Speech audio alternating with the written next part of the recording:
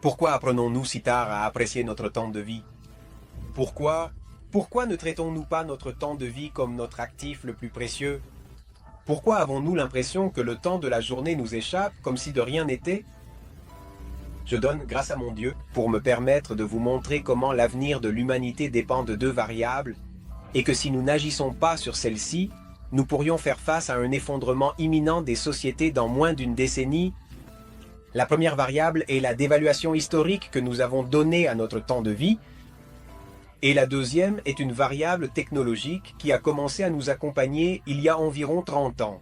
Il s'agit de la vitesse de transmission des données qui a donné naissance à la technologie d'immersion numérique. Je vais commencer par vous montrer l'équation formulée pour expliquer cette théorie, où la variable principale est l'antichrono ou anti-temps. L'antichrono étant le phénomène qui pousse l'individu à ne pas apprécier son temps de vie, et à son tour cela interfère avec son respect pour sa vie et pour la création. Ceci est affecté par une première variable qui est l'importance du temps de vie en déclin. À quoi je fais référence quand je vous parle de l'importance du temps de vie en déclin? Observez cette courbe. C'est le schéma approximatif de la valeur que nous accordons à notre temps. De 0 à 15 ans, notre perception de la valeur du temps est pratiquement nulle. Si un petit chariot vendait du temps, comme ceux des glaces de notre enfance, nous lui dirions que ça ne nous intéresse pas parce que nous avons toute une vie devant nous. Vers 20 ans, la perception commence à augmenter légèrement parce que nous sommes sans projet et emploi qui impliquent une planification minimale, mais nous voyons simplement le temps comme une variable, des horaires pour des activités et des projets universitaires, sans que cela ait quoi que ce soit à voir avec la planification de notre temps de vie. Entre 25 et 30 ans, commencent à apparaître des signes physiques et biologiques, comme des cheveux gris, de petites rides qui nous indiquent que le temps passe, et certains signes biologiques, comme la question de la fertilité dans le couple, qui nous alertent sur le passage du temps. Cela fait légèrement monter la courbe, mais pas suffisamment. À 40 ans, nous avons déjà le contrôle de nos réalisations. C'est cette pression où nos parents et la société nous orientent vers l'idée que nous devrions avoir des enfants, une maison, une voiture, et cela, d'une certaine manière, nous pousse à accorder une plus grande importance au temps. Il y a aussi des bilans de santé recommandés par le système médical qui apparaissent à 40 ans. Chez les femmes, par exemple, ce sont les mammographies, et dans le cas des hommes, le contrôle de la prostate. Ce sont des bilans de santé qui, sans aucun doute, nous font accorder plus de valeur à notre temps, en nous rappelant qu'il passe déjà. À 50 ans, le niveau d'importance fait un saut encore plus grand, parce qu'il se peut que dans nos esprits, 50 ans représentent la moitié de notre vie. Et nous commençons à dire, nous avons déjà consommé la moitié d'un coupon, nous avons atteint le sommet et maintenant nous descendons, et cela renforce son importance. Et à partir de 60 ans, lorsque nous réalisons que notre limite naturelle de vie se rapproche, la valeur du temps commence à augmenter de manière exponentielle pour ceux qui aiment la vie. Maintenant, observez ces deux pics. Savez-vous ce que c'est? Ils représentent ce jour où nous sommes allés chez le médecin et il nous a dit « Je vois quelque chose d'étrange, j'ai besoin que tu fasses quelques examens. » Et pendant cette semaine, alors que nous attendions les résultats de ces examens, l'incertitude et la peur, peut-être que cela a fait monter le pic de la valeur de notre temps de vie. Ou le jour où nous avons nous-mêmes eu le Covid. Et il disait que celui qui était contaminé au 8e ou 9e jour, tout empirait et nous étions terrifiés en attendant que ce moment arrive. Et là, la valeur de notre temps a atteint son maximum. Maintenant, arrêtez-vous, un moment sur ce sommet, savez-vous ce qui se passe là-bas? Là-bas, ça ne vaut rien, ça ne vaut pas combien de voitures tu as dans ton garage, combien d'argent tu as à la banque ou combien de maisons tu possèdes. En fait, si ce petit chariot de glace qui vendait du temps apparaissait dans ton enfance, tu donnerais tout ce que tu as juste pour lui acheter quelques heures. Sais-tu aussi ce qui se passe là-haut sur ce sommet? Là, on fait des promesses à Dieu, à ta femme ou ton mari, à tes enfants et à toi-même où tu dis « Je vais changer, si je sors de ça, je serai déjà quelqu'un d'autre. Je vais me consacrer à la famille, je ferai ce voyage que j'ai en attente. » Mais la réalité est que dans la plupart des cas, après quelques jours, tout revient à la normale. L'événement est oublié et tout devient une anecdote.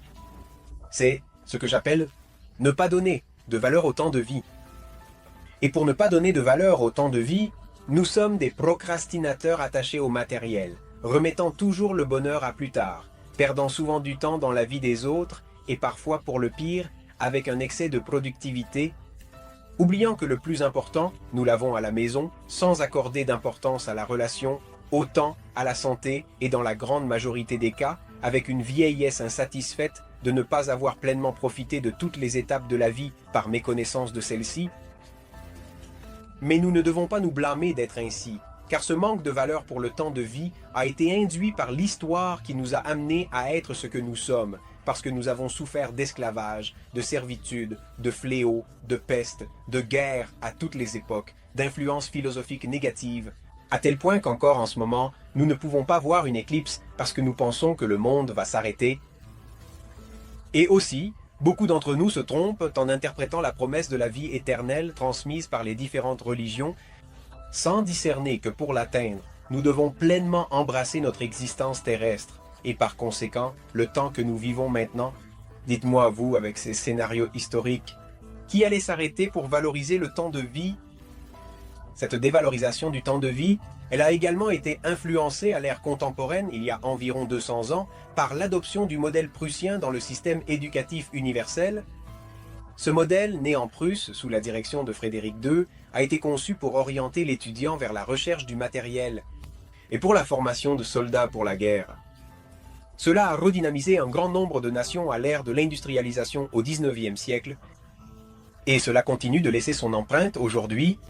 C'est la raison principale pour laquelle l'école actuelle était faible dans la promotion de ces valeurs fondamentales nécessaires à la vie, parmi eux la valeur du temps.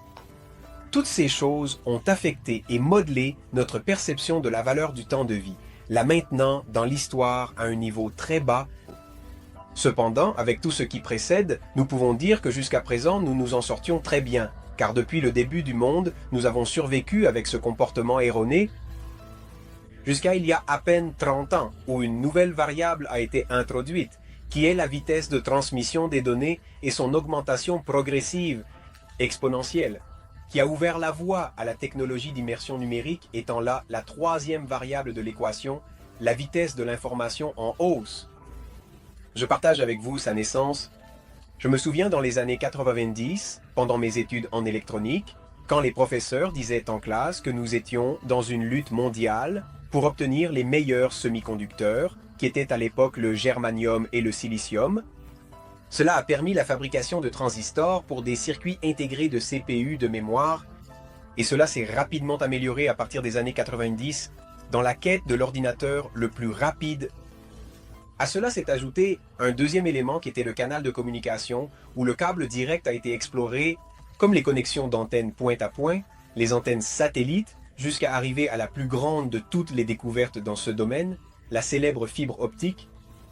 Enfin, la triade a été complétée par la nécessité d'un protocole de communication pour les données, depuis sa naissance dans les années 60 avec l'ARPANET, en passant par le TCP/IP, jusqu'au protocole qui est né dans les années 90 et qui a évolué jusqu'à présent, qui a été le Web 1, le Web 2 et le Web 3, apportant avec eux tous les avantages technologiques dérivés de la haute vitesse de transmission de l'information, mais en même temps rencontrant une population vulnérable.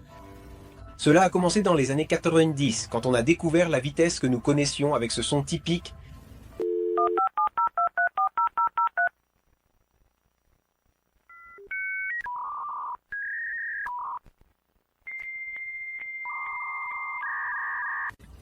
Cela représentait 56 kilobits par seconde et à ce jour nous avons atteint 600 gigabits par seconde. Et nous continuons à augmenter, ce qui représente 10,7 milliards de fois plus qu'à l'époque. Et pourquoi la vitesse de l'information nous affecte-t-elle? C'est dû au comportement de notre cerveau qui a une réponse face au traitement de l'information avec une limite haute et une limite basse.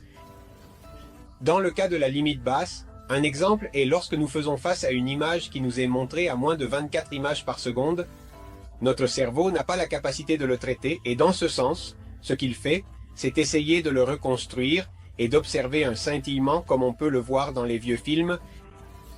On peut également le constater dans ce qu'on appelle l'effet hélicing, qui se produit lorsque l'on observe l'hélice d'un avion en mouvement, qu'il arrive un moment où nous pouvons voir qu'il s'arrête devant nos yeux ou nous le voyons tourner à très faible vitesse, ce qui est des exemples du comportement de notre cerveau face à la faible limite de vitesse des informations captées par nos yeux. Maintenant, en ce qui concerne le comportement de notre cerveau face à la limite haute de l'information, lorsqu'une personne est exposée à une haute vitesse d'information, elle fait face à un phénomène connu sous le nom de surcharge d'information ou surcharge sensorielle. Cet excès de stimuli peut entraîner une dispersion de l'attention, connue sous le nom d'attention fragmentée, et en conséquence de cela, ainsi que de la libération naturelle de dopamine, la personne éprouve des moments où elle se concentre ou s'immerge dans une information spécifique. C'est ce que nous connaissons sous le nom d'immersion. Cette immersion, nous pouvons la trouver à tous les âges, et elle va de la consommation de réseaux virtuels comme les métavers et l'intelligence artificielle, à la consommation de contenu sur des plateformes de streaming vidéo, en passant par des environnements de jeux numériques en réalité mixte, jusqu'au défilement infini sur le téléphone, qui consomme énormément de temps de l'individu sur les réseaux sociaux. Cette immersion fait que l'individu entre dans une sorte de transe et se déconnecte de la réalité au point où vous pourriez l'appeler encore et encore, et il est pleinement concentré dans son monde virtuel. Nous nous retrouvons maintenant face à ce qui n'aurait jamais dû se produire, un individu vulnérable parce qu'il n'a jamais valorisé son temps de vie, confronté à une technologie d'immersion hautement addictive, une combinaison mortelle qui, bien que vous ne le croyiez pas, met en danger l'avenir de l'humanité. Laissez-moi vous montrer pourquoi. Avant les années 90, nous profitions d'un contact avec la réalité d'environ 16 heures par jour, avec une déconnexion naturelle de 8 heures qui correspondent aux heures de sommeil. À partir des années 90, il y a eu une diminution progressive du temps disponible en contact avec la réalité, d'abord avec l'arrivée du Web 1, puis avec l'arrivée des réseaux sociaux avec le Web 2, et maintenant avec le métavers et le Web 3. Les statistiques montrent que nous avons une déconnexion de la réalité d'environ 4 à 5 heures par jour. Comme vous pouvez le voir dans ce tableau, il est important de noter le nombre d'heures affectées, car chez les adultes, cela entraîne un gaspillage d'heures intellectuelles et spécialisées, qui sont nécessaires pour la résolution de problèmes et même pour la création et la connexion avec l'environnement. Et dans le cas des enfants et des adolescents, c'est encore pire, car tu es en train de saper les heures disponibles pour leur formation en tant que relais de notre génération, détruisant le temps précieux de la fenêtre d'apprentissage des processus cognitifs supérieurs, qui est le moment nécessaire car c'est là que se produit la plus grande absorption de l'apprentissage. Vous pouvez voir dans le tableau comment seulement 3 heures récurrentes par jour représentent 1095 heures accumulées par an. C'est pratiquement la durée d'une année scolaire. Donc plus l'immersion virtuelle est grande, moins nous avons de temps disponible en contact avec la réalité. Nous sommes en train de manquer de temps. Et vous vous demanderez, pourquoi avons-nous besoin de ce temps? À cela, je réponds que nous avons gaspillé trop d'heures intellectuelles et spécialisées, et nous en avons urgemment besoin pour résoudre la terreur que vivent nos enfants à cause du harcèlement à l'école. Pour comprendre la relation entre les jeux vidéo et les jouets de guerre qui façonnent le cerveau de nos enfants et les conduisent vers un avenir agressif, nous avons besoin d'heures d'experts dédiés pour analyser comment éliminer la consommation de drogue chez les adolescents dans les établissements d'enseignement, pour analyser l'irrespect inacceptable envers les enseignants qui guident l'avenir de nos enfants, où les agressions à leur encontre augmentent chaque jour, pour analyser l'impact que nous générons sur notre grande maison, notre planète, nous avons besoin d'heures, et nous sommes en train de manquer de temps. Il n'y a même pas assez d'heures disponibles pour s'occuper des 5 îles de plastique que nous avons dans nos océans. Nous parlons de celle du Pacifique qui fait environ 1,8 million de kilomètres carrés, soit à peu près 3 fois la taille de la France ou presque celle du Mexique, et nous ne sommes même pas capables de nous en occuper parce que nous n'avons pas suffisamment d'heures disponibles de professionnels. C'est incroyable, nous sommes même à la recherche d'autres planètes pour vivre alors que nous ne sommes même pas capables de prendre soin de la nôtre par manque de temps spécialisé. Nous avons besoin de temps pour analyser et agir sur les raisons qui poussent tous ces frères à être arrachés de leurs racines et jetés dans l'abîme. Nous avons besoin de temps pour éradiquer la faim qui dévore des vies dans le monde.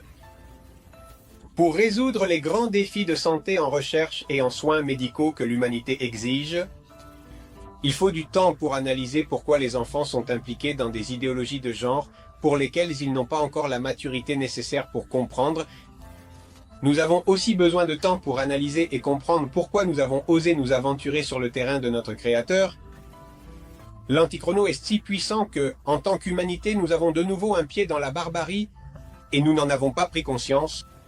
Maintenant, je vous demande s'il vous plaît d'observer ce graphique. En haut, vous pouvez voir comment la courbe orange descend en 1945, lorsque la Seconde Guerre mondiale a pris fin avec une promesse d'union, de progrès et de fraternité entre tous les pays. Mais maintenant, après tout ce temps, nous sommes de nouveau au sommet. Tous les problèmes de la planète se sont exacerbés. Il y a actuellement 7 guerres actives, avec une potentielle guerre atomique. Nous avons aussi la famine et d'autres maux de la planète, en général tous avec un pic élevé au pire moment, qui est celui où nous avons le moins d'heures disponibles pour résoudre, parce que l'individu et donc les sociétés gaspillent leurs heures dans le monde de l'immersion, générant cet écart que vous observez dans le graphique, cet écart étant la conséquence de l'antichrono. Oh, et juste pour ceux qui pensent que ces heures perdues, produits de l'antichrone, peuvent être remplacées par des heures d'intelligence artificielle, je réponds que pour résoudre ces problèmes de notre monde, des heures à haut contenu de compassion, de tolérance, de générosité, de solidarité, d'empathie sont nécessaires, et c'est quelque chose que l'intelligence artificielle ne pourra jamais avoir, ou peut-être pour longtemps. Et pendant ce temps, les problèmes continuent d'augmenter, notre société devient de plus en plus indolente à cause de l'invention. Donner plus d'importance à l'apparence, à un like sur les réseaux sociaux, qu'au principe d'aider les autres, perdre du temps à chercher une référence d'un faux appartement, où derrière il y a beaucoup de mensonges et où peu réussissent, dans une immersion toujours plus profonde qui nous déconnecte de ce qui nous rend humains, le lien avec la nature, avec notre environnement et avec la famille. Et pendant ce temps, les problèmes continuent d'augmenter. L'imprudence déguisée en amusement dans les défis des réseaux sociaux a coûté des vies et mis en danger l'intégrité de nombreuses personnes, montrant que la quête de likes et de popularité peut avoir des conséquences tragiques et irréparables. Alors, qu'est-ce qui nous attend?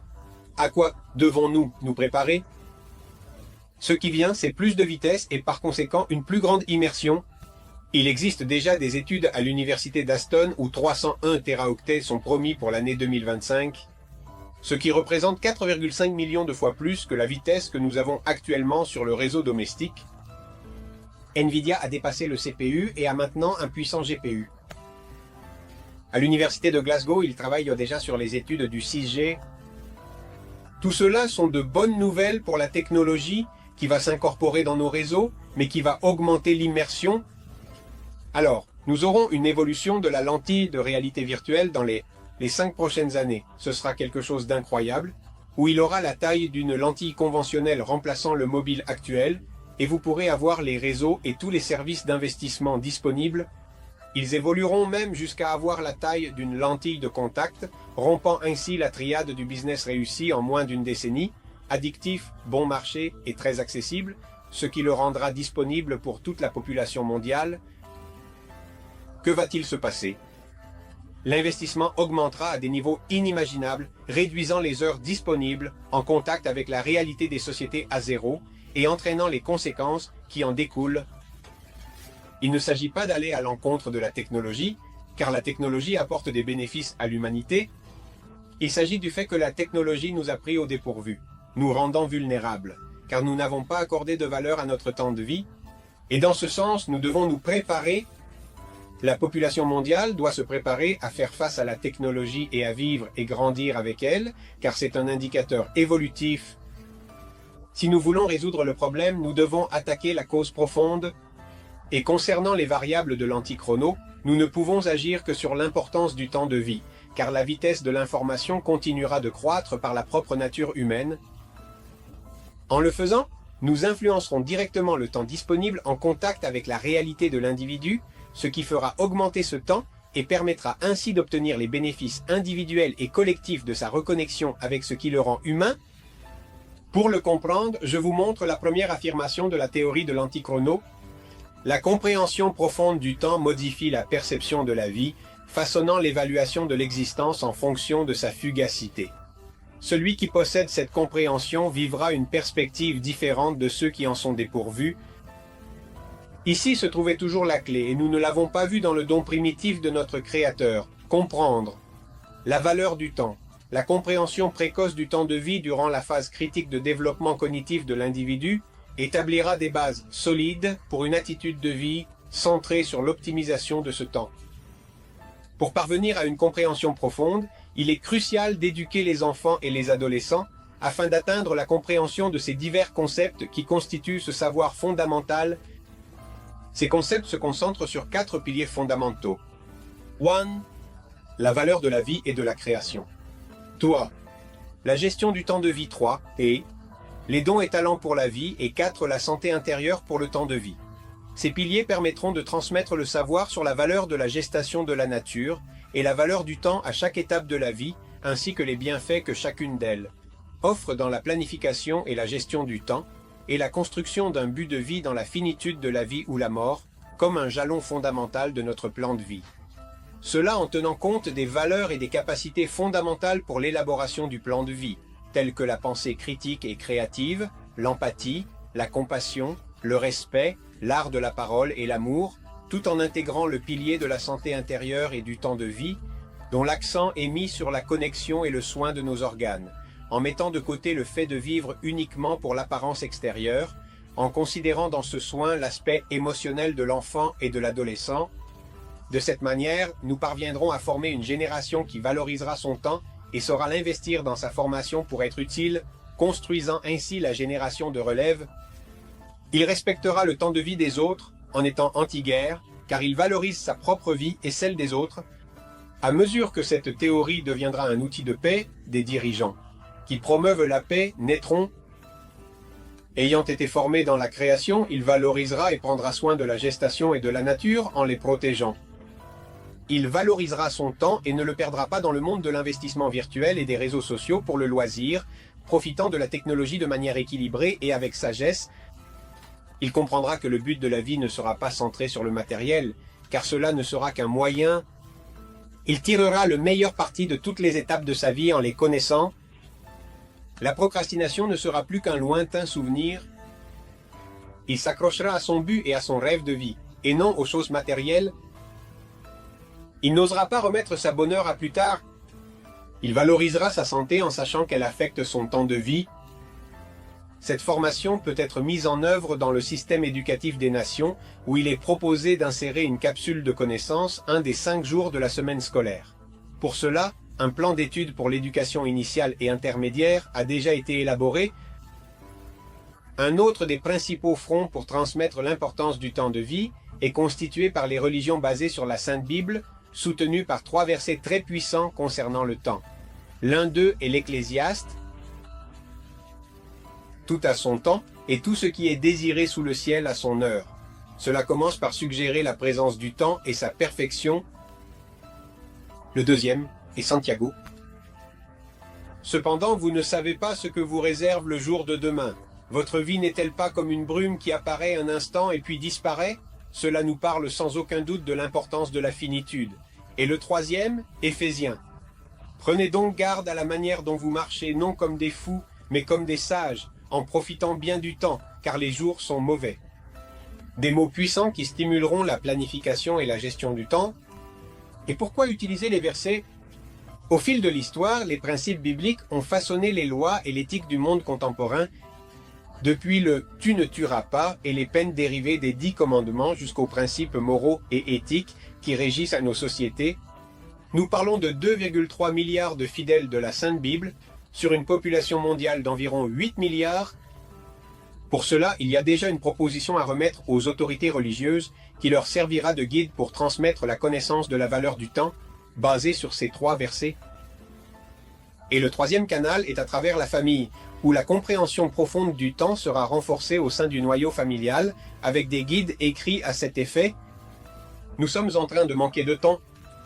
Il était important de connaître le temps, comme l'ont fait de grands esprits tels qu'Einstein, qui a utilisé le pouvoir de la valeur et de la perception du temps pour expliquer la gravité et le mouvement dans ses théories de la relativité générale et spéciale, mais en se limitant uniquement au monde de la physique et des sciences exactes. Ce que je dis maintenant, c'est que la compréhension profonde du temps est également puissante dans l'humain, et la clé pour inverser le phénomène de l'antichrono réside dans le renforcement de cette compréhension. Pour cela, le seul chemin est d'incorporer ce savoir structuré dans les populations du monde. Il est temps d'agir, sinon les sociétés du monde feront face à un effondrement imminent. La solution a toujours été là et nous ne l'avons pas vue. Nous vivons dans une erreur historique. La solution a toujours été dans le don primordial et sa compréhension, qui est le temps. Je conclus en demandant ton aide au nom de l'humanité pour diffuser ce message crucial à l'échelle mondiale et devant les instances décisionnelles pertinentes. Ensemble, nous pouvons faire la différence et contribuer à l'amélioration de notre monde. Fais-le pour ta famille et pour ta descendance.